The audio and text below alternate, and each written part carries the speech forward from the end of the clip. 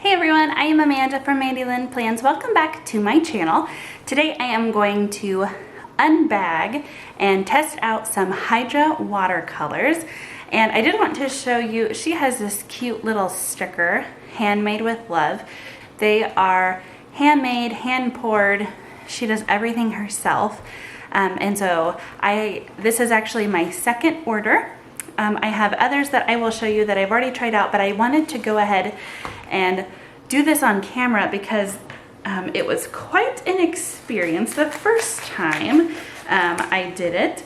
I have seen Sam Plans unbox or unbag these on her YouTube, and I didn't want to wait to film to get into my first package. And so this is my second order. It's a little bit bigger than my first, but we can talk about that a little bit later. So here it is. It comes nicely wrapped in this cellophane bag. And so you can see all this fun confetti that she throws in, and a business, oh, not a business card, just a little thank you card. And I'm assuming that this is something that she made herself with watercolor and then just scanned it in. That's an assumption, I don't know that for sure. And then she does also include candy or something. This looks like some fruit snacks that you can eat while you are kind of enjoying your unbagging or unboxing experience. Okay, so then we get to the actual watercolor. Looks like I ordered 5. I actually didn't remember how many I ordered. I just knew that I ordered more than 3. Last time I got 3. One thing about her shop is that you want to set your timer or something because she doesn't have a ton available at a time since she is doing everything herself. And so it does take a little bit to get to you, and the colors go really fast. So this one is Donna. It is a fun metallic-y purple. I don't know if you can see that. And I will test all of these out. She does write the name on this side here in case you forget, and then she also puts a little magnet on the bottom. And that is so that you can put them in a little case if you want. This is just a tin that I ordered off of Amazon. I already have the other 3 colors that I ordered in here. They don't move around as they're magnets, and so I can just go ahead and put Belladonna right there. And I don't have a rhyme or reason so far. I haven't had enough for color order or anything. Oh, when I bought this, it did come with this I don't know, insert, and it has 6 full pans. These are half pan sizes, and this just houses my Daniel Smith watercolors. But it came out really nicely. They are not magnetic, as you can tell. They're moving around, but so I can kind of have 2 little cases going on. So then the next color is Electra. Ooh, this is like a bright pink from what I remember from the pictures. Everything is so delicately wrapped. Yes, so a fun, bright pink. And these are all metallic, or at least most of them, I think. Probably all of them. Rose gold is what you would expect of a rose gold from what I remember from the pictures. I will make sure that I have everything linked, her Etsy shop and everything linked. Okay, so here's the rose gold.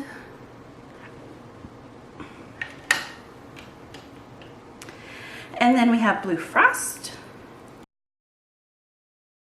This one is really pretty, light blue with lots of shimmer. And I have seen her post about, I guess she has a heavy hand, and so whenever she goes to pour some of them have quite a bit of color peeking over the edge.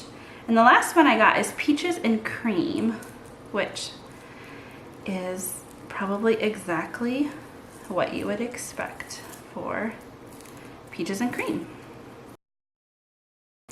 I am not doing a very good job of unwrapping these. Okay. So it's a little bit lighter of a pink than the rose gold. So here's the rose gold. and this is the peaches and cream. So they are different.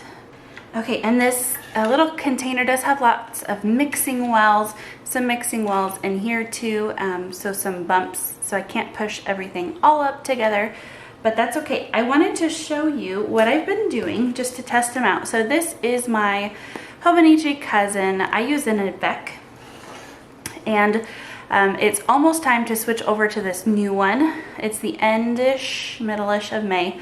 So I'll be switching to this one really soon. And so I didn't want to test these in my current Cousin and then have to move it all over.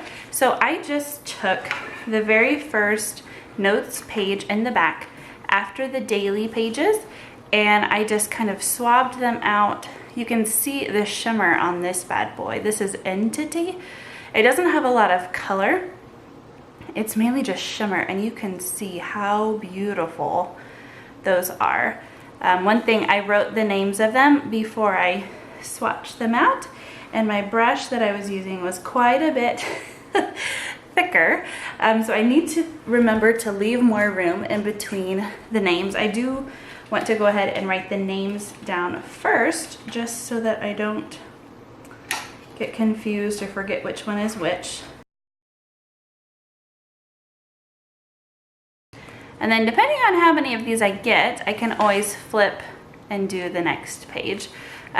So if you're unfamiliar with using watercolor in your Hobonichi, this Tomoe River, it does, Tomoe River paper, it does like to crinkle up a bit, but it really does hold the watercolor well. So what I'm going to use to swatch these out, this is just a flat brush, a size 14. So I'm just gonna put this, I think, right here so you can kind of see what I'm doing. My water is off to the side. I'm gonna do Belladonna first. I don't want too much water on there, just enough to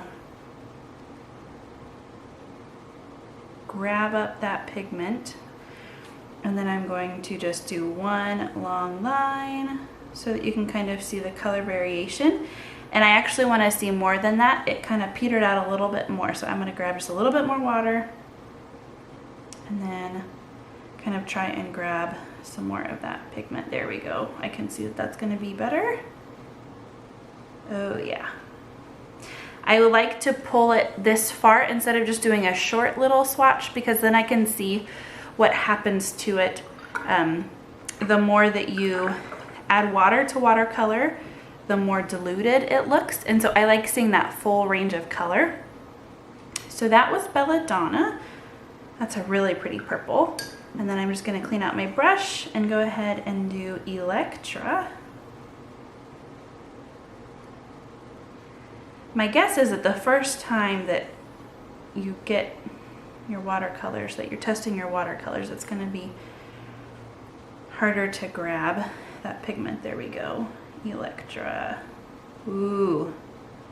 Ooh, that's pretty. Pretty, pretty, pretty. I like that. Okay, cleaning out my brush, and then Rose Gold. I think this one will be really pretty. Okay, let's be honest. The reason I bought what I did was because I thought that they would all be pretty. All right, Rose Gold. Yes, pretty. I'm gonna do the same. I'm gonna get some more pigment and go over it one more time just to kind of, there we go. Yeah, pretty, pretty, pretty. Okay, and then Blue Frost. This one is really full. Ooh, look at that. You can see it on the tip of the brush. Ooh, it's gonna be so pretty. Oh yeah. Oh yeah, that one. That's a winner right there. That might be my favorite so far. Ooh, okay. Favorite is a hard word for me, but I really like blues, and that one is very pretty. And then we have Peaches and Cream. So this is kind of like a light peach color. And I think I have too much water, so I'm gonna put some water, take some water out, and then there we go. Then I am soaking up pigment. Pretty, pretty, pretty. Okay, so I can show you what those look like now, but I also am going to let them dry, and I will be back So you can already see some of the metallic showing through as they dry. I am going to do something. One of the reasons I got these was because I have been making cards. And if you're following me on Instagram, then you know that I recently started buying some stamps. And so I've been playing around with those for making birthday cards or thank you cards or thinking of you cards, you know, cards. And I thought it might be fun to try and do it with some of the shimmery watercolor behind it. Just like a pretty wash, and then also seeing how the stamp works on this watercolor paper. This is the brand of watercolor paper that I use. It's the Artist brand, and I like the cold pressed. What that means is that it just has texture, and I might have to get hot press for making cards. I don't know how the stamp is going to do on this paper, but we're gonna try. So first I'm going to do just a light wash, and I need to pick a color. Which color do I want to do? Okay, let's see. I have my nephew's birthday coming up this week. I need to send him a card by Wednesday. So maybe we can be making a card for him, and then if it doesn't work out, then I can always make a different one. I think I'm gonna do this Blue Frost. He is a boy, he will appreciate it, and I absolutely love it. So I am just going to, now I don't want this to be like perfect. What I mean by that is I don't want it to just be one solid color the whole way through. I want it to kind of have some ebbs and flows. And this paper, it is really thirsty. And so you're going to need more water than you think you will. I like to put the pigment down first and then kind of pull it wherever with the water. So I'm just getting these corners here, and then I like to be a little bit streaky, but then pulling it all the way. So you can kind of see, it almost looks like a sky right now. Like this could be a cloud. And so that's pretty fun.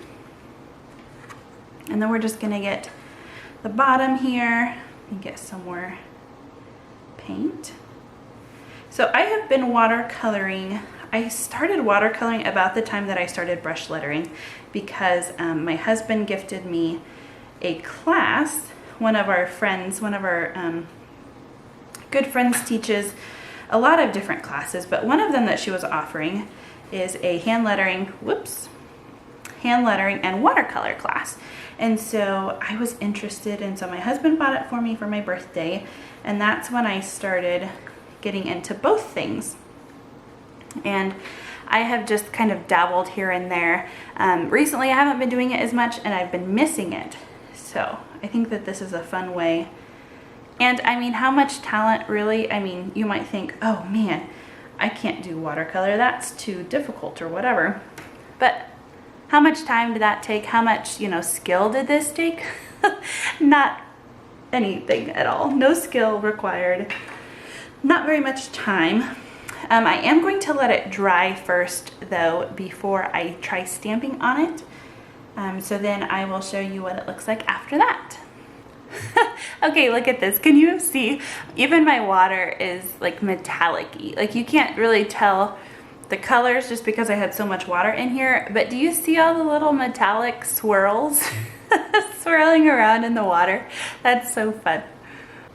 Oh, and full disclosure, I ate these while I was waiting for that to dry. All right, so these are dry now. I did want to go ahead and show you what they look like after they are dried. Here, you can just see the beautiful shimmer. That Blue Frost almost has as much as the Entity, and the Peaches and Cream has a lot too. So some of them have more color, like this Electra has more color than shimmer, and some of them are more shimmer than color but still have a little bit of color to them. So I can definitely see how this could start to get very addicting, placing orders left and right.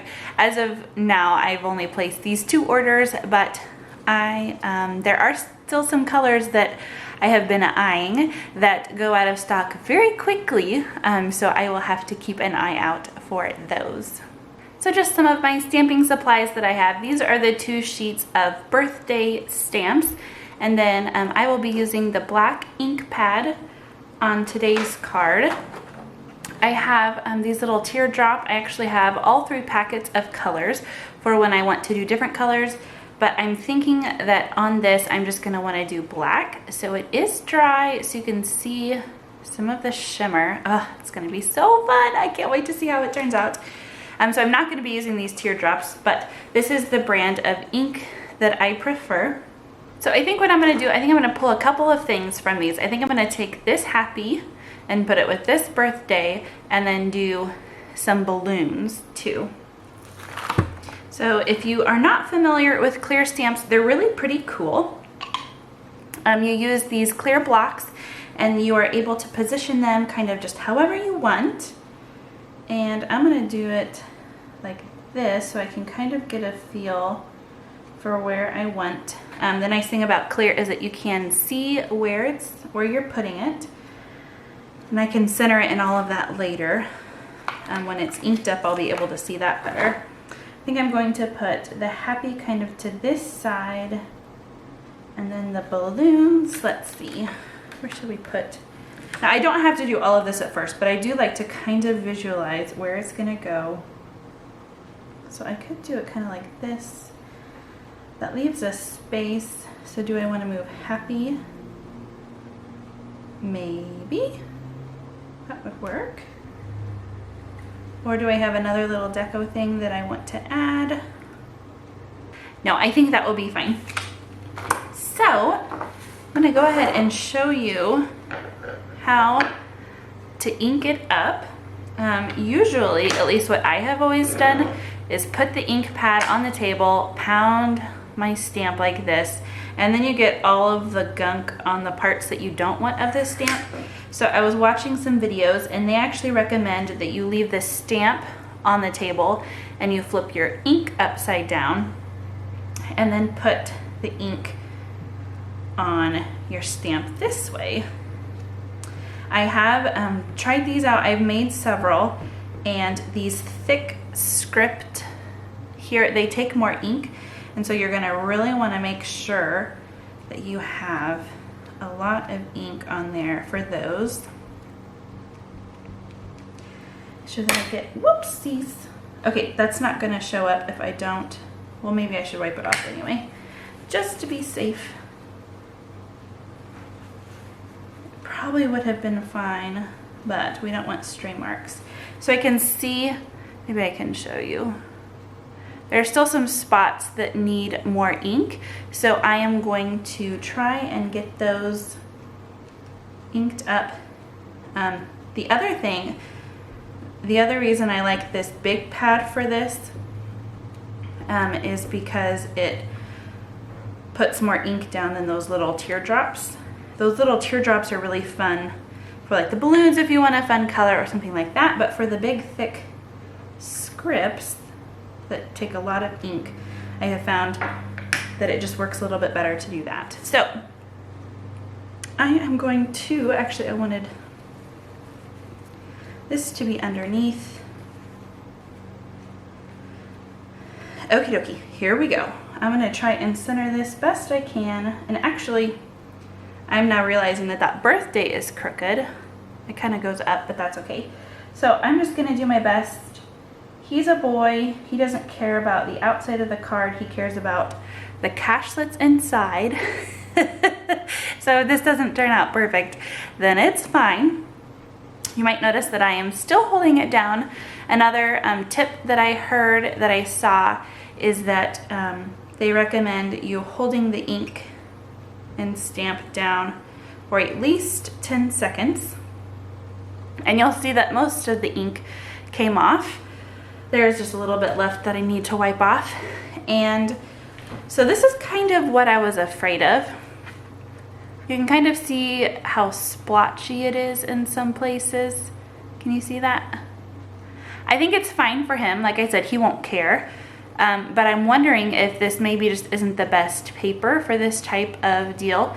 So I'm wondering if the hot pressed paper, it's smooth, if it would be maybe better for cards and things. But I think it turned out really cute still. It kind of looks like a sky. So what I will do is I will put this on cardstock and then just stick it in an envelope with some cash and send it his way. So anyway, that is my quick, short little review of these Hydracolor watercolors with a little extra stamping bonus in there for you. Thank you so much for watching. Please let me know if you want more watercolor videos or if you want more stamping videos to come down in the comments. Thank you so much for watching. Until next time.